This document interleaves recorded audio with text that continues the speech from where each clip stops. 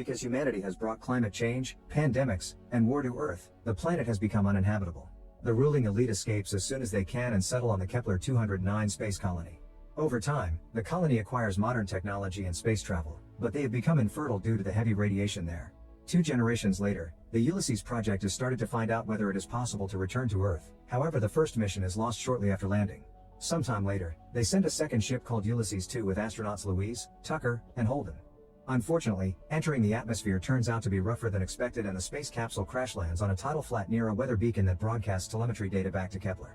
After swimming to the shore with all her strength in order to survive, Louise looks for her partners. Holden is also on the beach, but unfortunately he's already dead, and Tucker is inside the space capsule with an injured leg. Louise has no choice but to go exploring alone, starting by testing the water with a biometer and finding some signs of life. After finding some sort of chelicerata, Louise comes across a jellyfish-like animal, and when she tries to take a sample for testing, the creature suddenly stings her wrist. Luckily, Louise has a medical kit and immediately squirts some medical spray on the wound before putting the sample in her red bag. At that moment, Tucker tells her that a storm is coming, and Louise loses her visibility when a thick fog surrounds her, so Tucker climbs out of the capsule and shoots up a flare. Following the light, Louise slowly begins making her way back to the shuttle, unaware that a mysterious man also saw the flare. He gets to the shuttle first and attacks Tucker, who defends himself with the flare gun and scares him away. By the time Louise finally crosses the fog, she finds out that Tucker and the shuttle have been taken somewhere else. She can hear Tucker yelling for help, so she uses the scope on her gun and notices a group of people dragging her shuttle. Suddenly another group attacks her from behind and Louise loses consciousness. Sometime later, Louise and Tucker wake up in a large pit of water, and they're shocked to find there are survivors closing the lid. Seeing Tucker's injuries getting worse, Louise climbs up and through a hole she asks for medical supplies, but it is too slippery and she falls. At that moment a rope is thrown down by a mysterious figure, and Louise finally climbs out to find a whole community of fertile humans known as the Muds. Louise can't believe she's seeing children again. Unfortunately, she doesn't understand their language and she gets dragged away as the Muds use gestures to ask her to help the man whose face was injured by Tucker's flare. Louise tries to explain she needs her supplies and finally Narvik shows up. She knows how to speak English and takes Louise to her shuttle. Finding the medical tools is easy, but Louise also notices that someone has removed all the technology from the ship. When she hesitates to move, she's pushed to the ground and asked to behave. Afterward, Louise heals the injured man with the spray, using the chance to hide some medical supplies in her clothes. She also notices someone has her red bag, knowing the biometer is inside. When she's thrown back in the pit, she gives Tucker medicine while telling him about all the kids and babies she saw. Since their ship is broken, she believes that they must find the biometer and use it to call for help. However, Tucker knows his injuries are bad and he won't make it, so he takes a solution that he stores in his army tag necklace and ends things for himself. Feeling lonely now, Louise begins thinking about her childhood. Her father Blake had also been an astronaut and he was lost with the first mission. When she was a child, Blake gave her a matchbox with 3 famous astronauts on the front and showed her he had one of his own so they could match. He also told her to light one at a certain time and he would do the same, promising that before the last one was gone, they would be together again. The phrase "for the many," which Louise repeats all the time, had been taught to her by her dad so she would learn to care about the greater good. The flashback fades and it's revealed that Louise only has one match left. At that moment, the tides finally come in and start to fill the pit, so Louise begins climbing up again. Grabbing onto the lid, she asks for help, and a guy accepts to take her out and tie her to one of the community's boats. Louise behaves to gain their trust while watching a net retrieve Tucker's body. As the boat takes off in the middle of the night, Louise watches Tucker's body being sent away on a raft and this inspires another flashback. Louise's father told her that the people had plundered Earth's resources and showed her a tree seedling, which would not grow on their space colony. Unfortunately, he left shortly after that and Louise could never see if the experiment with the seedling was successful. The next morning, the water begins to recede and Louise is thrown back in the pit. Suddenly she's visited by a girl named Mila, who gives Louise her medical spray. By drawing on the wall, Louise finally manages to communicate with the girl and learns a few words, so she asks Mila to help her get the biometer. Sometime later, Louise hears screaming outside and a lid is raised for a man to lower some girls and a baby into the pit. By spying through the hole, Louise sees that the settlement is being attacked and many people are being killed or kidnapped. Mila found the red bag, but she's kidnapped as well. A man comes to the pit to check inside, but Louise and the children hide just in time. After the situation calms down, Narvik shows up to help them out, revealing that she is Mila's mother. After picking Mila's doll and Tucker's flare gun, Narvik runs off to save her daughter.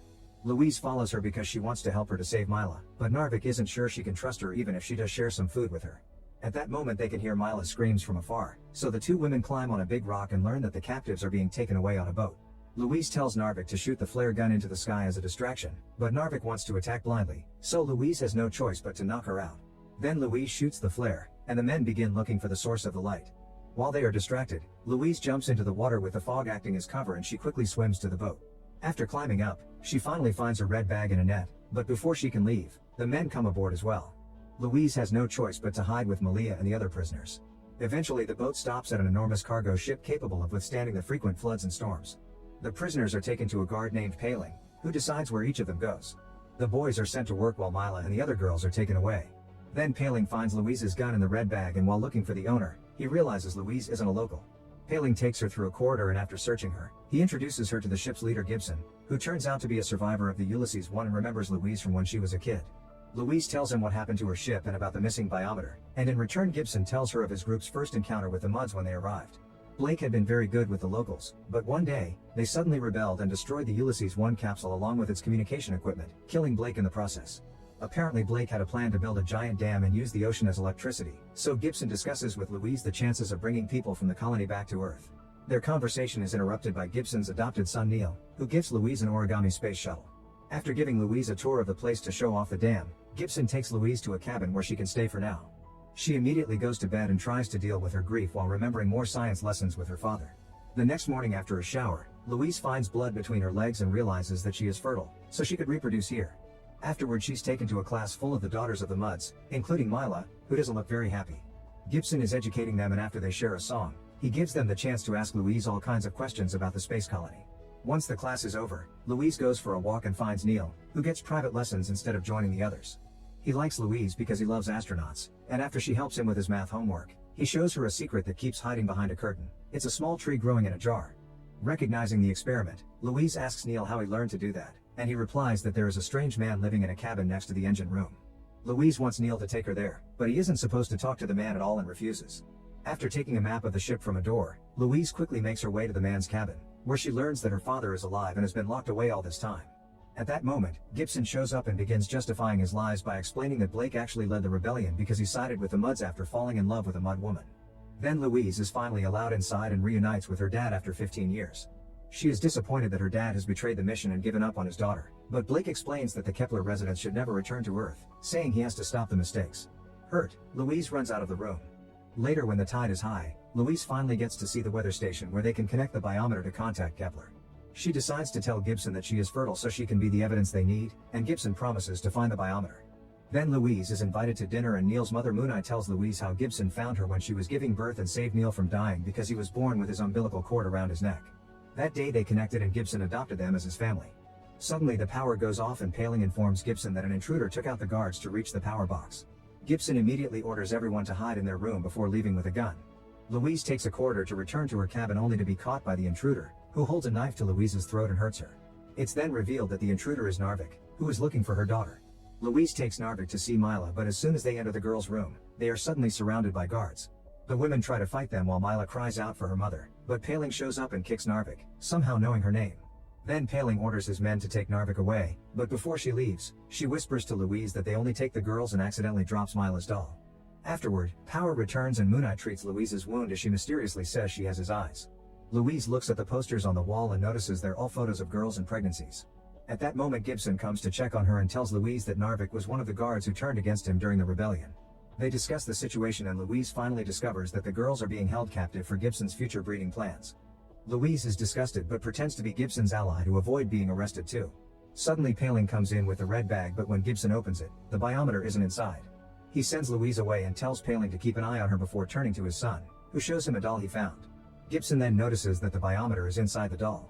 When she returns to her room, Louise hears a noise and finds Mila hiding in her closet, but Paling suddenly knocks on her door and forces his way in because he heard a kid is missing.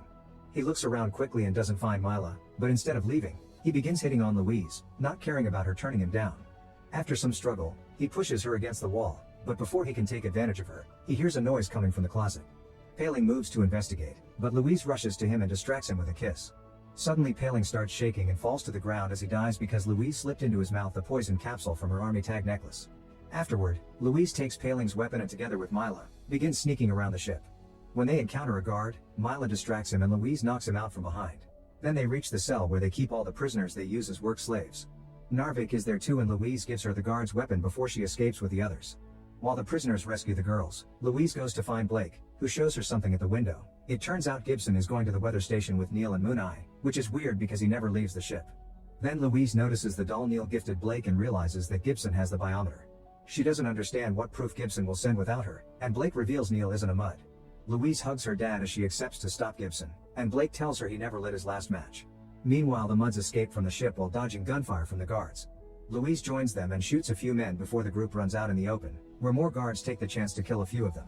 Louise shoots any guard that comes too close and helps the group reach a boat before getting in the water to swim to the weather station. Gibson has taken Neil's blood and is about to send the message, but Louise reveals herself and threatens him with her weapon. Gibson responds by pointing his gun at Neil, revealing that he's Blake's son and therefore her half-brother. Moon Eye tries to defend her son, but Gibson simply shoots her in the head. Louise lowers her weapon to save Neil from the same fate, and Gibson immediately sends the data to Kepler using the biometer. Since he's distracted, Louise uses the chance to tackle him into the water, then she strangles and drowns Gibson, almost drowning herself in the process. Fortunately, Narvik rescues her and manages to revive her with CPR. Louise and Blake rejoin the muds, and all of them set out in a tugboat. Neil is grieving his mother's death, so Louise goes to talk to him and gives him her matchbox as a sign of hope. Moments later, a group of children are playing around back in the settlement and get scared when they see figures in the fog. However, they perk up when they realize it's their kidnapped parents who are finally free from Gibson's control.